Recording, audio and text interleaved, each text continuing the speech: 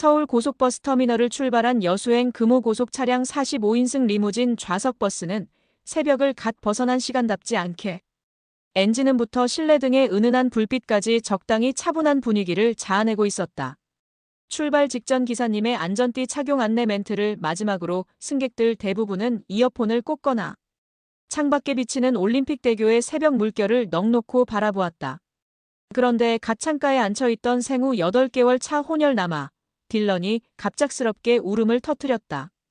유모차에 묶여있던 허리끈이 살짝 몸을 조였는지 아니면 낯선 차량 진동이 불규칙하게 전해졌는지 정확한 이유는 알 수 없었으나 울음의 파장은 생각보다 빠르게 귓전을 휘감았다. 버스라는 공간 특성상 콘크리트 터널벽에 부딪혀 돌아오는 배음이 울음소리를 증폭했고 질 좋은 방음창과 승차감으로 유명하던 우등 고속조차 그 울음의 진동을 완전히 삼켜주지 못했다. 엄마 줄리아는 초점 잃은 눈으로 가방을 뒤적이며 젖병, 치발기, 수유 가리개를 번갈아 꺼냈다가 넣었다가 하면서 서둘러 아기를 안아 올렸다. 아버지 라이언은 불과 12초 만에 주변 시선을 스캔했다. 정면 12열 앞쪽 맨 끝 창가에선 잠결에 목을 젖히던 20대 남성이 짧게 미간을 찌푸렸고 후방 화장실 쪽에서는 중년 부부가 서로를 마주보며 괜찮아, 애가 울 수도 있지라는 듯한 짧은 눈빛 대화를 주고받았다. 그러나 부부가 일본 도쿄에서 경험했던 울음공공질서 파괴라는 트라우마는 재빨리 불안의 불씨를 키웠다. 혹시 기사님이 내리라고 하면 어쩌지? 지난 가을 도쿄 외곽다마 시를 지날 때 만원전철에서 들은 아기를 조용히 시키라던 차가운 목소리가 귓가를 맴돌았다. 순간 버스 천장의 스피커를 통해 기사님의 또렷한 저음 안내가 흘러나왔다.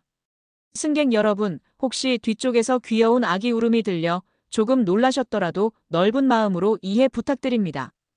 안전하게 모시겠습니다. 그리고 그 안내가 끝나자마자 뒷열 어딘가에서 누군가 좌석 등받이를 톡톡 두드렸다. 딜런의 울음은 아직 잦아들지 않았고 부부의 긴장도 극에 달했다. 과연 이 고요를 깬 파문이 이들 가족을 어디로 이끌지 이야기는 이제 막 첫 페이지를 넘기고 있었다. 나는 라이언 윌즈, 프리랜서 다큐멘터리 PD다. 스스로를 소개할 때 그는 늘 한 호흡 멈추고 웃곤 했다. 대학 시절엔 사회학 전공이었지만 사람 냄새를 온전히 담을 매체가 영상이라고 느낀 뒤 단칼에 방향을 틀어 뉴스 현장으로 뛰어들었다. 그의 아내이자 촬영 감독 동료 줄리아는 유럽 영화학교 출신, 미장센과 인물의 눈빛 클로즈업을 집착하듯 사랑하는 이탈리아계 미국인이다. 두 사람은 5년 동안 CNN의 글로벌 미니 다큐 시리즈 히던 펄스를 공동 연출하며 아프리카 내륙 오지부터 북극권 원주민 마을까지 인간의 일상 속 보이지 않는 진동을 기록해왔다. 아시아 문화권에 관심이 깊었던 것도 그 연장선이었다. 지인들은 그들을 카메라 메고 유목하는 부부라고 불렀고 부부 스스로도 종종 자신을 트라이폴드 3접힘 인생이라 농담 삼아 말했다. 집, 사무실 현장이 하나로 겹쳐져 늘 접혔다 펴졌다 하는 생활이란 뜻이다. 2년 전 일본 기획이 떨어졌을 때도 망설임은 없었다. 전통과 첨단이 공존하는 도쿄교토 후쿠오카를 렌즈에 담는다는 것은 필름 속 오래된 색채와 OLED, 광고판 조명이 뒤섞인 장면을 연출할 수 있는 절호의 기회였다. 특정 도시의 질서를 테마로 잡아 시각 언어로 풀어낸 다큐멘터리 더 클락워크 시티는 그들의 경력에서 가장 많은 스트리밍 수를 기록했다. 그런데 정작 시청자들이 미쳐보지 못한 삶의 뒷면이 있었다. 촬영 막바지, 임신 7개월 차였던 줄리아는 수십 킬로그램짜리 짐벌을 메고 신주쿠 골목을 뛰어다녔다. 그리고 예정일보다 2주 빠르게 도쿄대 병원 산부인과에서 딜런을 품에 안았다. 모든 것이 교과서적이었고 일본 의료진은 정갈함 그 자체였다. 문제는 퇴원 뒤였다. 밤새 울음을 그치지 못하던 딜런의 탯줄 흔들림은 벽 하나 넘어 이웃에게 곧장 전달됐고 나가이 관리인이 다른 세입자들의 정혼을 위해 계약 연장은 어렵다는 편지를 건네며 상황은 급변했다. 퍼펙트 시티라 칭송받던 질서가 오히려 아이의 생존 본능을 공해로 규정한 순간 부부의 카메라는 꺼진 채 침묵했다. 30평 남짓 가와사키 임대 아파트 복도를 매일 한밤중 걸으며 줄리아는 아기 울음조차 수치가 되는 도시도 있구나라고 속삭였다. 그들이 세상을 기록하는 시선이 이제 자기 가족을 잃어버린 기록처럼 흔들리기 시작했다. 도쿄에서의 마지막 한 달은 소리와의 전쟁이었다. 부부는 태교 음악 대신 유튜브에서 화이트 노이즈 12시간 영상을 틀어두었고 기저귀 교체도 관공서 도서관 화장실에서 해결했다. 그만큼 아파트벽 너머 이웃들의 신경질적인 기침, 정숙을 촉구하는 쪽지, 그리고 무엇보다 눈에 보이지 않는 압력이 집안을 가득 메웠다. 매일 저녁 8시, 동일한 시간에 윗집 아사노 부인은 의도적으로 바닥을 쿵쿵 울려 자기 불만을 표현했다. 관리사무소 복도에는 소음주의 야오름 대책을 이라는 경고문이 붙었다. 라이언은 자기 일기장에 사운드 오브 쉐임이라는 제목으로 일본에서 느낀 이방인의 소음 낙인을 기록했다. 그는 CNN 에디터에게 이 경험을 기획안으로 제출하려 했지만 방송사 이미지를 고려해 민감한 문화 비교는 보류하자는 답장이 돌아왔다. 딜런이 태어난 뒤 처음으로 불면의 새벽을 맞던 날, 줄리아는 친구의 권유로 한국 카페의 영어 커뮤니티에 접속했다. 서울살이 3년 차라는 캐나다 엄마. 사라는 베이브 인솔이라는 블로그에 버스에서 아기가 울자 승객들이 오히려 장난감을 건네준다는 후기를 올려두었고 댓글창에는 지하철 전 좌석에 임산부 먼저 배지가 있다. 파출소 앞에서 분실 가방이 하룻밤 새 주인 품으로 돌아갔다 같은 목격담이 줄을 이었다. 도쿄와 그토록 가까운 거리에 상반된 정서가 존재한다는 사실이 부부의 뇌리에 깊은 질문을 남겼다. 서울은 혹시 또 다른 촬영지 이상의 의미가 될 수 있지 않을까? 결국 라이언은 CNN에 한국 가족 문화 파일럿을 제안했고 회사는 6주짜리 단편 다큐 테스트라며 일정과 장비 예산을 승인했다. 그 결정이 이들 세 가족에게 완전히 다른 인생 2주의 서막이 될 줄은 아무도 몰랐다. 늦여름밤 KE612편 B777 기종이 인천국제공항 활주로에 랜딩하던 순간 라이언은 자동으로 촬영 모드에 들어갔다. 캐리어에 부착한 액션캠이 착륙 충격과 동시에 미세한 떨림 데이터를 저장했고 줄리아는 딜런을 아는 채 환승 브리지를 촬영하려 스마트폰을 꺼냈다. 그러나 무엇보다 부부를 놀라게 한 건 사람이었다. 입국장 2게이트 근무자가 베이비 패밀리, 여기 패스트트랙으로 오세요라며 두 팔을 크게 흔들었고 유모차 접지 마세요. 이쪽 엘리베이터 바로 탑승 가능합니다라는 안내가 자연스럽게 뒤따랐다. 13시간 비행 끝에 녹초였던 줄리아는 감격에 목이 메어 고맙습니다를 한국어로 겨우 뱉었다. 수화물 컨베이어 옆 모니터엔 영 트래벌러즈 존스 유실, 기저귀 교환대, 휴대폰 살균기 위치가 그림으로 설명돼 있었다. 도쿄 공항에서 아기 울음 민폐라는 시선에 주눅 들었던 기억이 한꺼번에 증기처럼 날아갔다. 픽업을 나온 친구 민수 3년 전 미얀마 난민촌 다큐 촬영 때 통역을 맡았던 한국 코디가 거침없는 미소로 그들을 맞이했다. 웰컴 투 코리아. 요즘 우리 바다 진짜 끝내줘요. 그는 아이스 아메리카노 2잔과 따뜻한 보리차가 든 보온병을 준비해왔고 짐카트 손잡이에 다정히 걸어둔 포스트잇에는 영어 한글로 딜런 첫 방문 축하해 라고 적혀 있었다. 공항 밖으로 나오자마자 느껴진 후끈한 여름바람. 밤 11시가 넘었는데도 활기를 잃지 않는 카페. 간판과 도심 분위기가 부부에게 정지된 트라우마를 서서히 해동시켰다.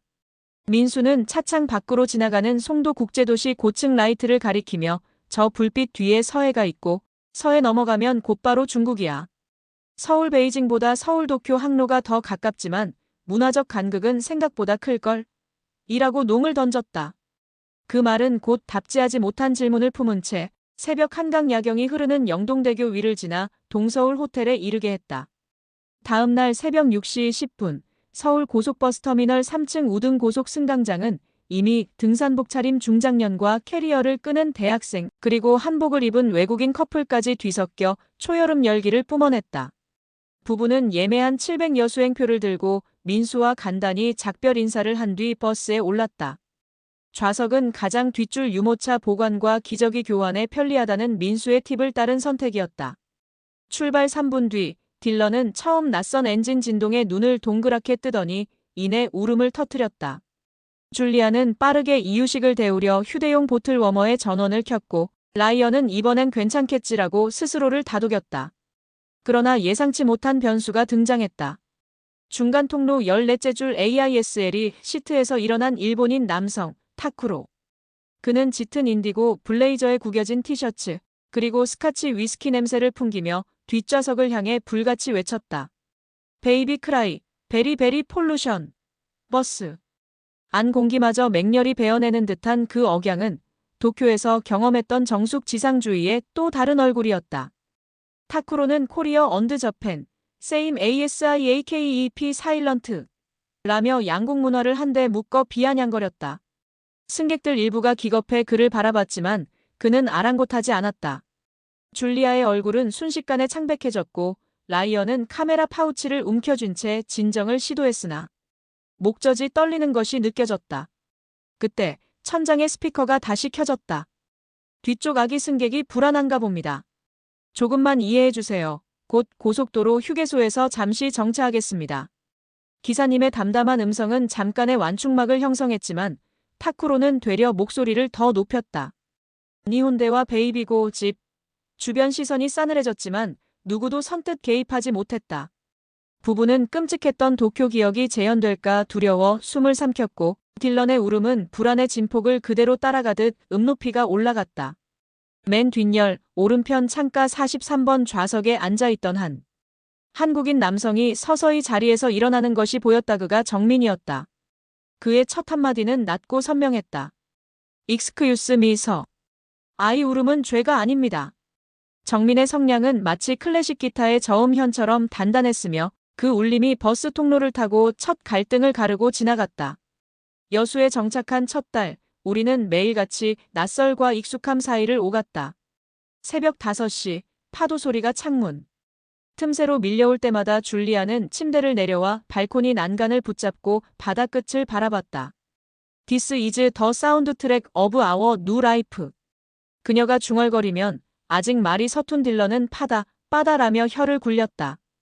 아침 시장은 더 신기했다.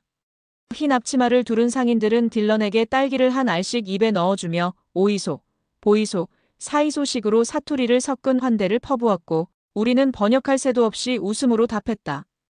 그날 저녁 정민은 집들이라며 갓김치 전복 죽게장어 회를 들고 왔는데 식탁 위에 놓인 작은 유리병을 가리키며 이런 말을 했다. 여수 바다가 키운 해조류 분말이에요. 아기 이유식에 조금만 넣어보세요. 미네랄 공급의 최고거든요. 그 세심함이 고맙고도 낯설어 가슴이 뭉클했다. 뉴욕 아파트에서 층간소음 경고장을 받으며 살던 시절 우리는 이웃과 이런 온기를 나눠본 적이 거의 없었으니까. 며칠 뒤 읍성 언덕길 산책을 나섰을 때 작은 책방 다름의 주인 은지가 아이랑 같이 들어와요. 여기선 울음이 배경음악이니까요 라고 손짓하던 순간 우리는 한국아기 친화적 사회라는 사실을 관념이 아니라 체온으로 이해했다.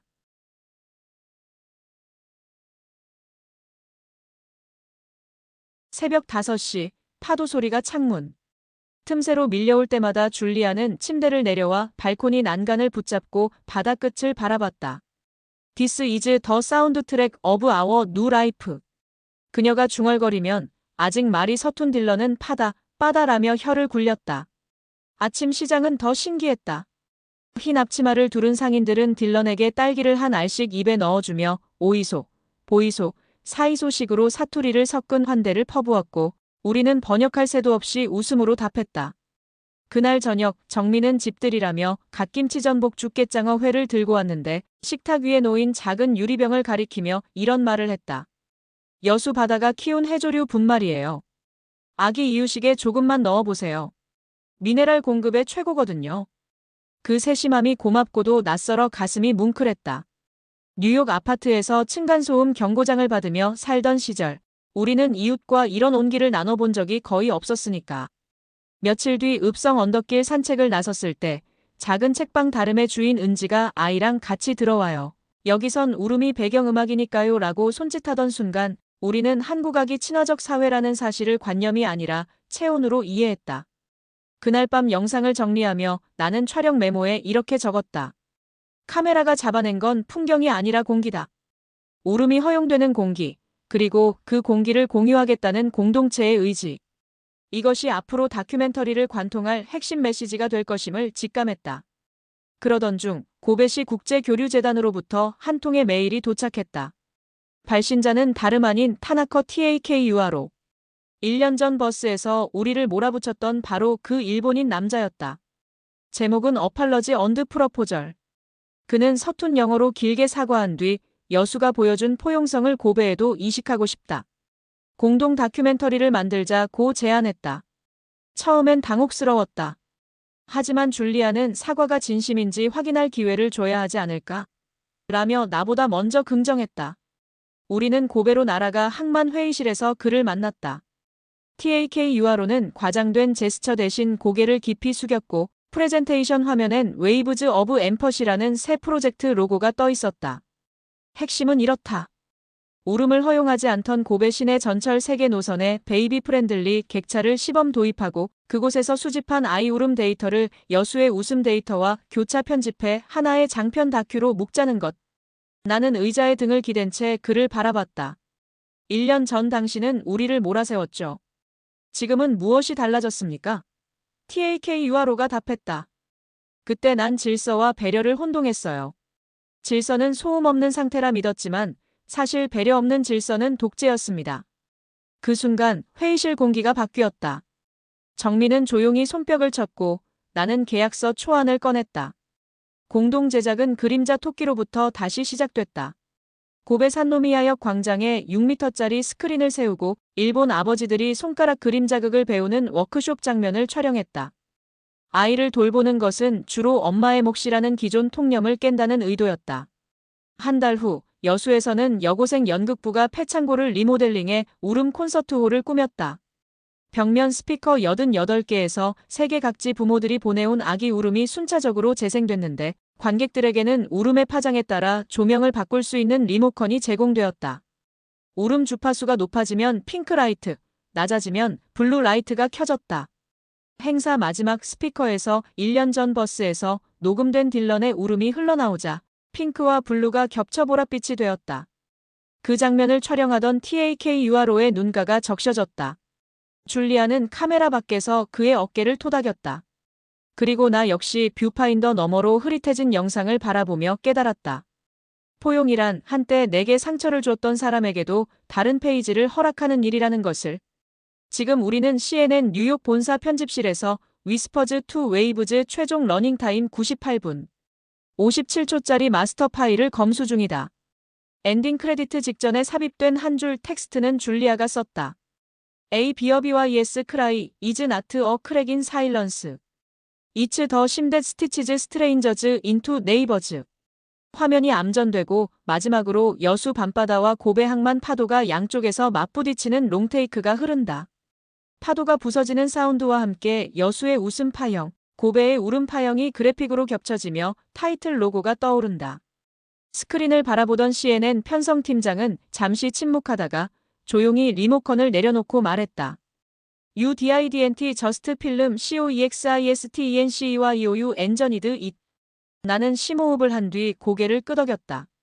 엔드롤 좌측에는 정민수진 하은딜런 TAK 유아로 그리고 우리 부부의 이름이, 우측에는 여수 시민과 고베 시민 모두에게 바칩니다라는 한국어 일본어 영어 자막이 나란히 올랐다. 편집실 불이 켜지자마자 줄리아가 내 손을 꽉 잡았다. 우리가 처음 한국행 비행기에서 느꼈던 불안, 버스에서 마주한 공포, 그리고 지금의 벅참 다 연결돼 있네. 나는 대답 대신 부드럽게 그녀의 이마에 입맞춤했다. 창밖 맨해튼 야경 위로 새벽 안개가 번지고 있었다. 하지만 머릿속에는 여수 바닷바람과 고베 항구 냄새가 동시에 스쳐갔다. 그 바람과 냄새, 그리고 아이들의 울음과 웃음이 섞여 언젠가 또 다른 도시로, 또 다른 가족에게, 또 다른 시작으로 전해질 것을 믿으며 나는 새 다큐 노트를 연다. 제목은 아직 미정. 단 하나, 첫 문장만은 이미 정해져 있다. 우리가 귀 기울인 것은 소리가 아니라 마음이었다.